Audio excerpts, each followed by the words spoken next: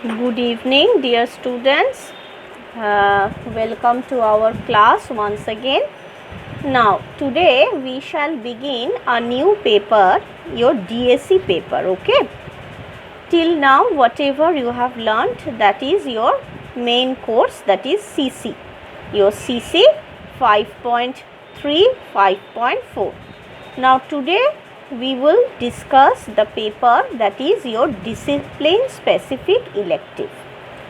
Now, I don't know whether you are aware of your DSC syllabus or not. If you have the syllabus book with you, please open the syllabus book. You will see that in your course this semester you have two CC papers that you know very well. One paper is on political sociology that I am teaching you. Already I have done with you one chapter, and another paper is the Western political thought. From there also I have done two chapters with you, right? I have done one chapter on Hegel's State and Civil Society, and the other chapter I have begun, that is on guild socialism and syndicalism, and I am left with only one more, and that is Fabianism, that I will complete as soon as possible. Now, apart from these two CC papers, you will have to deal with two DSC papers, okay? Look at your syllabus book, you have two DSC papers. DSC means Discipline Specific Elective. उसमें से चार papers है, चार DSC papers है, जिसमें से आपको किसी भी दो पेपर्स पढ़ना है. तो क्योंकि आप लोग खुद ये डिसाइड नहीं कर पाएंगे कि आप लोगों को क्या पढ़ना है, तो हम टीचर्स लोगों ने ही डिसाइड किया है कि आप लोगों को इन चारों में से दो पेपर्स बता देंगे, वही पेपर्स आपको पढ़ाएंगे और एग्ज़ाम भी उन्हीं पेपर्स में देना पड़ेगा. तो आपकी DSC में जो चार पेपर्स है, उसमें से दो पेपर्स जो आप लोगों को हम लोग पढ़ाएंगे और आपको जिसमें एग्ज़ाम पास करना है, उसमें से एक पेपर है, देखिए, जेंडर एंड पॉलिटिक्स. आपके सामने अगर सिलेबस बुक है तो खोलिए और देखिए, DSC में जो पहला पेपर है उस पेपर का नाम है जेंडर एंड पॉलिटिक्स. तो उस पेपर से मैं आज एक चैप्टर आप लोगों को पढ़ाने वाली हूँ, जिसका नाम है the state, the family and the community. मतलब स्टेट, फैमिली और कम्युनिटी की स्फीयर्स में वीमेन और मेन, इन दोनों जेंडर के बीच रिलेशन क्या है, और मेन और वीमेन में कोई भेदभाव है कि नहीं, वीमेन का पोजीशन क्या है, क्या रोल वीमेन निभाती है, वो सब हम लोग यहाँ पर एग्जामिन करेंगे. और दूसरा जो पेपर है DSC का, वो पेपर है इंडियाज़ फॉरेन पॉलिसी. देखिए, India in a globalising world, वहाँ से भी मैं आप लोगों को एक चैप्टर पढ़ाने वाली हूँ मॉड्यूल 2 से, जिसका नाम है India in the contemporary multipolar world. Okay, तो पहले फ़िलहाल जेंडर एंड पॉलिटिक्स नाम का जो DSC पेपर आप लोगों के सिलेबस में है, उसमें कॉन्सेंट्रेट कीजिए. तो ये जो DSC paper gender and politics, इसमें से हम पढ़ेंगे वो चैप्टर जिसका नाम है the state, the family and the community. यहाँ पे वीमेन लोगों का रोल क्या है और मेन वीमेन में रिलेशनशिप क्या है. तो मैंने इस पर एक नोट आप लोगों को मेल कर दिया है, उस नोट को खोलिए. नोट है women, the state and the family. Note का जो टाइटल है वो है women, the state and the family. तो देखिए, नोट कुछ इस तरह से शुरू हो रहा है. Today as we begin the 21st century, how can we sum up contemporary feminist struggles? तो हम लोग 21st सेंचुरी में पैर रख रहे हैं और इस 21st सेंचुरी में हम कैसे कंटेम्पोररी यानी कि आज की वर्तमान समय का जितने भी फेमिनिस्ट स्ट्रगल्स है उसको कैसे समराइज कर सकते हैं। आप लोगों को पता है फेमिनिस्ट का मतलब क्या है। फेमिनिज्म एक थियोरी है जो वीमेंस राइट्स को लेकर डील करती है, वीमेन की पोजीशन को लेकर डील करती है और हमारी सोसाइटी में वीमेन का रोल क्या है, क्या होना चाहिए, उनका राइट्स क्या है, क्या राइट्स उन्हें मिलना चाहिए, इन सब विषय में पढ़ाई होती है जिस थियोरी में उसका नाम है फेमिनिज्म। और फेमिनिस्ट स्ट्रगल मतलब फेमिनिस्ट थियोरिटिशियंस वीमेन लोगों की हक के लिए, उनकी एम्पावरमेंट के लिए जो भी लड़ाई लड़ रहे हैं उन सबको कहा जाता है फेमिनिस्ट स्ट्रगल्स। तो 21st सेंचुरी में ये सब फेमिनिस्ट स्ट्रगल्स कैसे चल रहा है और कैसे हम इसे समराइज कर सकते हैं। As a start, we can establish that these struggles have constantly asked for integration into the system। तो देखिए जितने भी विमेन एम्पावरमेंट के लिए आंदोलन हो रहा है, एम्पावरमेंट का मतलब आप लोग समझते हैं है ना, सशक्तिकरण, औरतों का सशक्तिकरण, महिला औरतों का सशक्तिकरण के लिए जितने भी आंदोलन हो रहा है वो सब आंदोलन किस चीज़ की मांग कर रही है, इंटीग्रेशन इनटू द सिस्टम। तो इंटीग्रेशन का मतलब अंतर्गत करना। तो किसको अंतर्गत करना है, वीमेन यानी महिलाओं को किसके अंदर अंतर्गत करना है, इनटू द सिस्टम।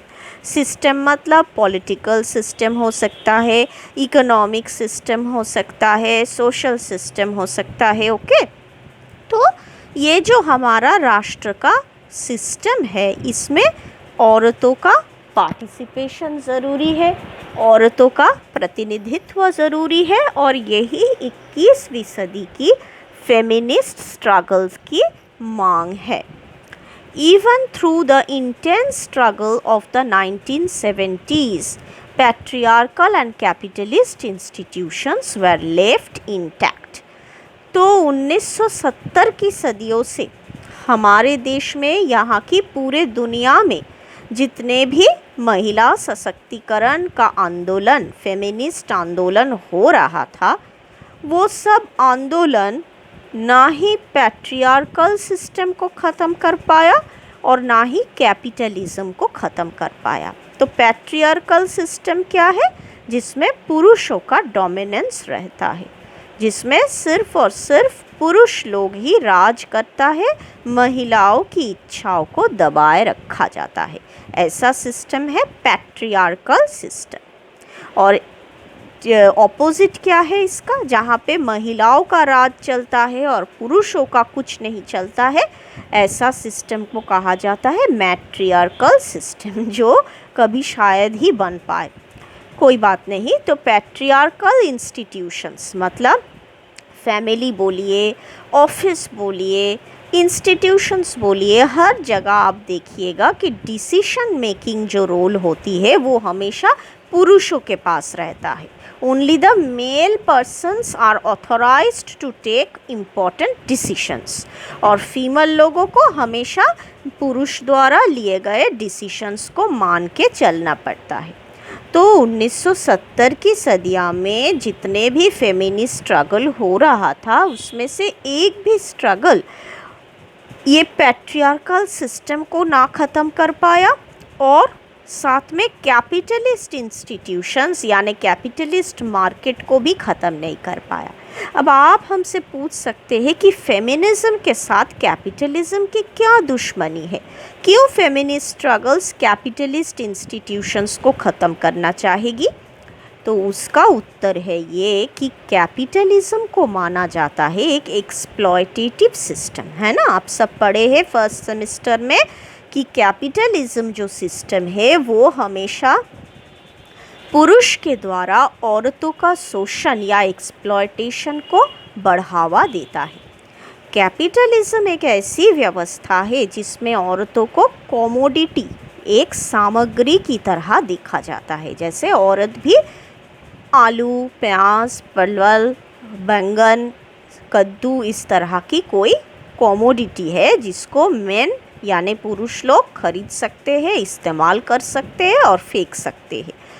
तो ये जो औरतों का कमोडिफिकेशन, हमेशा औरतों को एक सामान की तरह प्रोजेक्ट करना, ये टेंडेंसी ये कैपिटलिज्म ने हमको सिखाया है। तो कैपिटलिज्म को अगर ख़त्म किया जा सके, कैपिटलिस्ट इंस्टीट्यूशंस का बढ़ावा को अगर कम किया जा सके, तो वीमेन लोगों का ये जो एक्सप्लॉयटेशन होता है, कमोडिफिकेशन होता है, इसको काफ़ी हद तक कम किया जा सकता है। तो इसलिए आप देखिएगा कि ज़्यादातर फेमिनिस्ट स्ट्रगल कैपिटलिज्म को दोषी मानता है औरतों के साथ शोषण और जुल्म होने के पीछे। अब आइए नेक्स्ट पैराग्राफ में वीमेन एंड द स्टेट, यानी जब बात आती है राष्ट्र की तो वहाँ वीमेन लोगों की पोजीशन, उनकी स्टेटस, उनकी हालत क्या है। Inherent to the structure of capitalism are a number of contradictions. तो ये भी मैंने आप सबको फर्स्ट सेमेस्टर में पढ़ाया था, अगर आपको याद है तो, अगर नहीं है तो मैं बता देती हूँ। कैपिटलिज्म एक ऐसी व्यवस्था है जिसके अंदर काफ़ी सारे कॉन्ट्राडिक्शंस रहता है। कैसे कॉन्ट्राडिक्शंस? कैपिटलिज्म में प्रॉफिट ही सब कुछ होता है। जो जितना ज़्यादा मुनाफा यानी प्रॉफिट अर्न करेगा वही ज़िंदा रहेगा, जो प्रॉफिट नहीं अर्न कर पाएगा वो कैपिटलिस्ट कंपटीशन से बाहर हो जाएगा।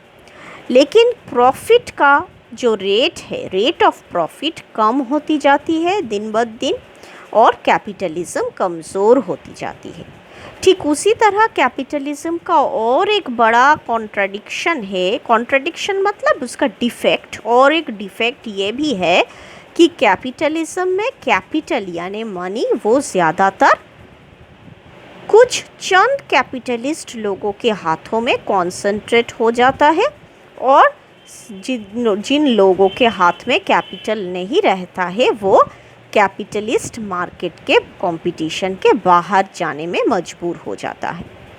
इसके अलावा कैपिटलिज्म का और एक बड़ा कॉन्ट्राडिक्शन है ये कि मेल फीमेल में जो भेदभाव, discrimination between male and female, ये भी बढ़ता रहता है। मेल लोग यानी पुरुष लोग हमेशा फीमेल यानी औरतों को एक कमोडिटी की तरह इस्तेमाल करके, उनका एक्सप्लॉयटेशन करके वीमेन लोगों का जो प्रेस्टीज, उनकी जो इज्जत, उसको कम कर देते हैं। इसलिए औरत और मर्द में जो जंग या कॉन्फ्लिक्ट का माहौल वो ज़्यादा बढ़ जाता है कैपिटलिस्ट सिस्टम में। तो देखिए, these contradictions are put upon and resented by the oppressed and exploited groups within the society. Naturally capitalism में जितने भी कॉन्ट्रडिक्शंस है, डिफेक्ट्स है, उन सबको विरोध करता है। इन सब कॉन्ट्रडिक्शंस का विरोध करता है कौन?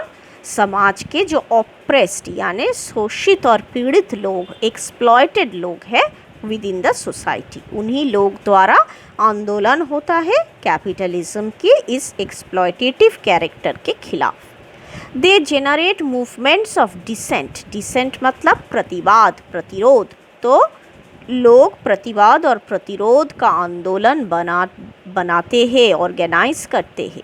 तो वर्कर्स मूवमेंट होता है क्योंकि कैपिटलिस्ट सिस्टम में वर्कर्स लोग मालिकों के हाथों में एक्सप्लॉयटेड होता है, तो इसलिए वर्कर्स लोग अपना मूवमेंट ऑर्गेनाइज करते हैं।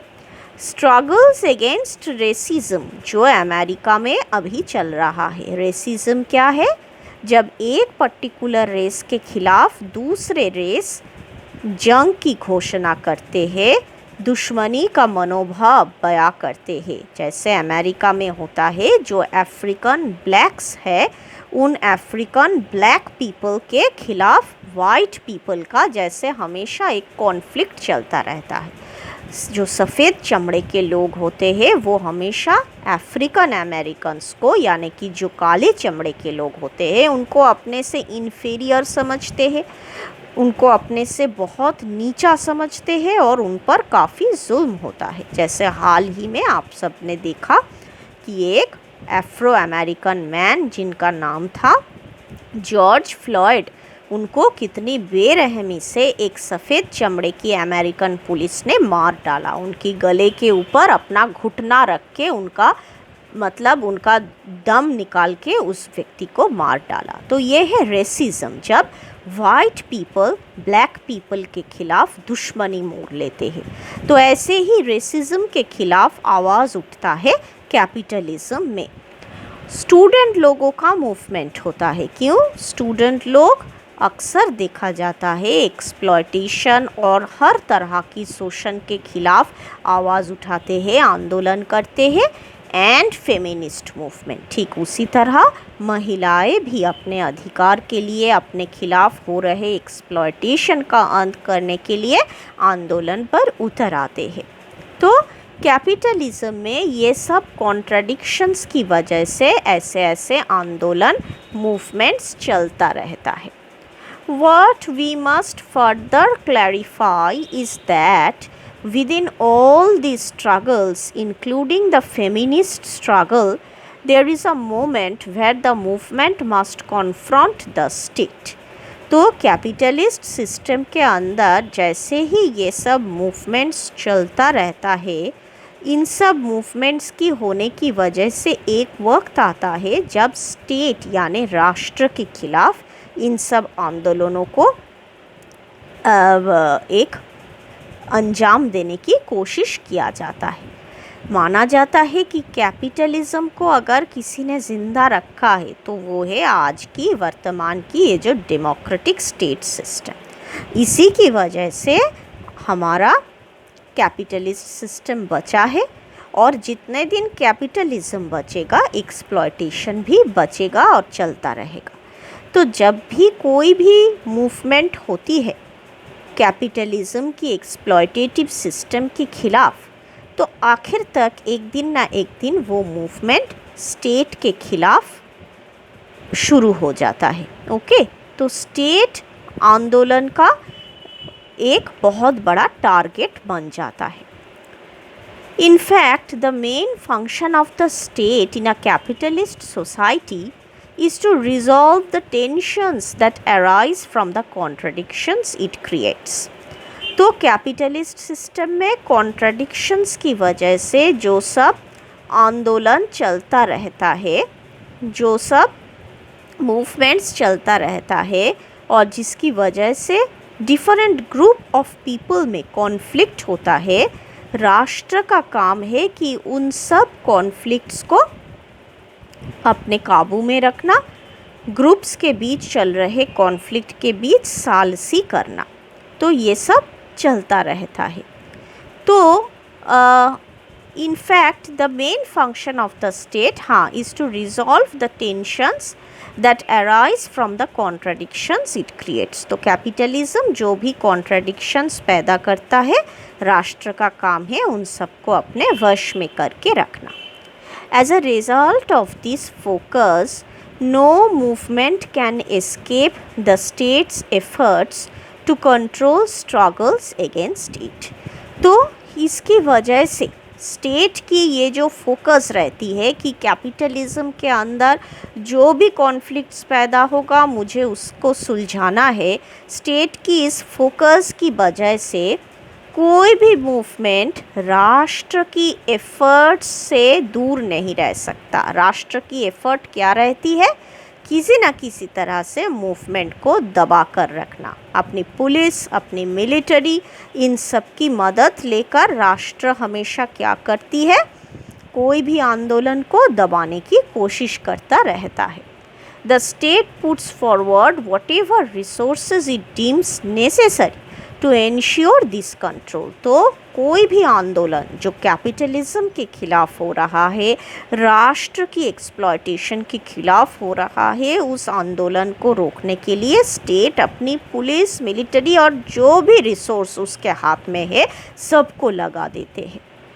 It can use violence, state हिंसा का मदद ले सकता है टू वेरिंग डिग्रीज, बहुत डिग्री होती है, कभी कभी थोड़ा सा वायलेंस इस्तेमाल होता है, कभी ज़्यादा वायलेंस राष्ट्र अपने नागरिकों के खिलाफ इस्तेमाल करता है जब कोई मूवमेंट आउट ऑफ प्रोपोर्शन हो जाता है। जैसे आप लोगों ने देखा जब सिटीजनशिप अमेंडमेंट एक्ट CAA और NRC नेशनल रजिस्ट्रेशन सर्टिफिकेट, इन दोनों एक्ट का पास हुआ और इसको पूरा देश भर में प्रयोग करने की कोशिश की हमारी NDA सरकार ने, मोदी सरकार ने, तब देश भर की लोग, खास करके मुस्लिम कम्युनिटी के लोग आंदोलन पर उतर आए कि ये NRC CAA असल में एक साजिश है, मुसलमानों के खिलाफ मुसलमानों को एक्सप्लॉइट करने का एक साजिश है। तो बहुत सारे लोग आंदोलन पर उतर आए थे कि CAA और NRC को हटाना है, इनका प्रयोग रोकना है। तब स्टेट ने क्या किया, बहुत हिंसा का प्रयोग किया था, जिसकी वजह से दिल्ली में रायट जैसा परिस्थिति आ गया था, हिंदू मुसलमान रायट शुरू हो गया था। हाँ, तो स्टेट अक्सर वायलेंस का प्रयोग करती है, हिंसा का प्रयोग करती है आंदोलन को रोकने के लिए। or make reforms in the system that alleviate tensions just enough to allow the system to better adapt itself to its internal contradictions।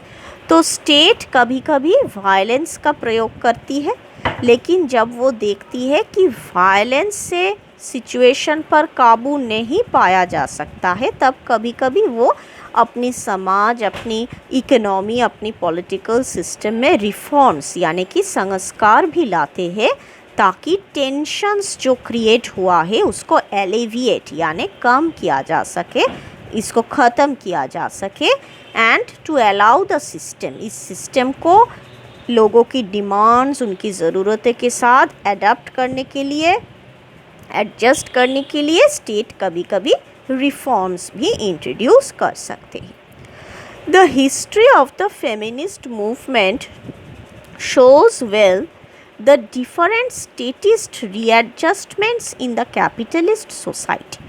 तो हमारे विश्व में जितने भी फेमिनिस्ट आंदोलन चल रहा है, उनका इतिहास अगर आप पढ़ें तो देखिएगा कि इस इतिहास में लिखा है कि कैसे स्टेट ने कई बार कैपिटलिस्ट सोसाइटी में बहुत सारा एडजस्टमेंट्स करने की कोशिश किया था, ताकि फेमिनिस्ट आंदोलन का मुंह बंद रखा जा सके। Indeed, women have obtained the recognition of many rights and the bettering of conditions primarily from the state। तो इसलिए स्टेट ने क्या किया, औरतों की पोजीशन को सुधारने के लिए काफ़ी संस्कार और रिफॉर्म्स इंट्रोड्यूस किया, वीमेन लोगों को अपना अधिकार दिलवाने में भी काफ़ी कोशिश किया, और ये सब करने के बाद क्या हुआ, वीमेन लोगों को पहले से ज़्यादा सुविधाएं मिलने लगी और इनका पोजीशन भी पहले से थोड़ा बहुत बेहतर हुआ। And even if the contradictions that nourish women's revolt still exist, the state has thwarted the dynamism of their movement by dissolving its subversive potential। तो मतलब इवन इफ, अगर ये कैपिटलिज्म के कॉन्ट्रडिक्शंस रहती भी है, जिसकी वजह से वीमेन लोग रिवोल्ट करते रहते हैं, वीमेन लोग आंदोलन चलाते रहते हैं, राष्ट्र ने कोशिश किया है कि वो आंदोलन की ये जो पावर है, आंदोलन की इंटेंसिटी है, उसको कम रखे थोड़ा बहुत रिफॉर्म्स या संस्कार के ज़रिए। The fact that many parts of the movement were aligned with powerful institutions such as political parties, churches and government agencies made it possible and still makes possible the creation of new forms of family organizations. These are social order adjustment necessary for capitalism survival. तो देखिए क्या होता है, जैसे जैसे movement अपना intensity यानी अपना गति, अपना स्पीड बढ़ाता है, राष्ट्र कोशिश करता है कि थोड़ा बहुत रिफॉर्म्स लाकर इस मूवमेंट को कंट्रोल में रखने की, ताकि कैपिटलिस्ट सिस्टम की एग्जिस्टेंस पर कोई आंच ना आए। तो ये करते हुए देखा जाता है कि वीमेन लोग अपना आंदोलन राष्ट्र के खिलाफ जारी रखने के लिए कई इंस्टीट्यूशंस की मदद लेते हैं, जैसे कि पॉलिटिकल पार्टीज़। काफ़ी महिलाओं की पार्टीज़ है जो महिलाओं की हक के लिए लड़ते हैं। कभी कभी एनजीओज़ की मदद से भी वीमेन अपना लड़ाई, अपना हक के लिए लड़ता है। और देखा जाता है इन्हीं पार्टीज़ और एनजीओज़ की प्रेशर की वजह से राष्ट्र मजबूर हो जाते हैं फैमिली सिस्टम में, अपने पॉलिटिकल सिस्टम में कुछ चेंजेस और एडजस्टमेंट्स लाने में। Because feminist struggles failed to succeed in organizing a global movement against capitalism and patriarchy, तो क्योंकि फेमिनिस्ट मूवमेंट्स आज भी कैपिटलिज्म और पैट्रियार्की को ख़त्म करने के लिए आज तक कोई सक्सेसफुल दुनिया व्यापी आंदोलन नहीं कर पाया। The victories of the feminist movement are often still victories for the state. तो जितने भी जीत अब तक फेमिनिस्ट आंदोलन करने वालों को हासिल हुआ है, कभी कभी राष्ट्र दावा करता है कि असल में वो विक्ट्री राष्ट्र की हक में ही हुआ है। क्यों? क्योंकि राष्ट्र अगर इतना सारा रिफॉर्म्स और एडजस्टमेंट्स अपने सोसाइटी में, पॉलिटिक्स में नहीं लाता, तो शायद वीमेन लोगों को अपना हक, अपना पोजीशन पहले से बेहतर तरह नहीं मिलता। तो राष्ट्र दावा करता है कि राष्ट्र ने हक दिया है, तभी वीमेन लोगों को अपना हक और पोजीशन मिला है। तो ये फेमिनिस्ट लोगों को इसलिए क्या करना चाहिए, उन्हें ऐसा आंदोलन करना चाहिए दुनिया भर में, ताकि ये जो पैट्रियार्कल सिस्टम है जिसमें हमेशा मेल डोमिनेट करता है और फीमेल लोगों को दबाकर रखाया जाता है, इस पैट्रियार्कल सिस्टम को ही ख़त्म कर देना है। वरना सिर्फ कुछ चंद रिफॉर्म्स लाकर सोसाइटी में वीमेन लोगों की पोजीशन को बेहतर नहीं बनाया जा सकता है। But before beginning this analysis we must examine what pushed women to demand that their social status and living conditions improve in the first place. तो इस लेक्चर को, इस डिस्कशन से शुरू करने से पहले हमें पूछना पड़ेगा कि ऐसा क्या हुआ जिस वजह से फेमिनिस्ट आंदोलन शुरू हुआ, जिस वजह से औरतों को अपना सोशल स्टेटस और अपने लिविंग कंडीशंस को बेहतरीन बनाने के लिए राष्ट्र के खिलाफ, कैपिटलिस्ट सोसाइटी के खिलाफ आंदोलन पर उतरना पड़ा। तो चलिए हमारे अगले लेक्चर में हम यही देखेंगे कि कैसे वीमेंस मूवमेंट या फेमिनिस्ट स्ट्रगल की शुरुआत हुई, कौन कौन सी फैक्टर्स की वजह से वीमेन कैपिटलिज्म और स्टेट के खिलाफ आंदोलन पर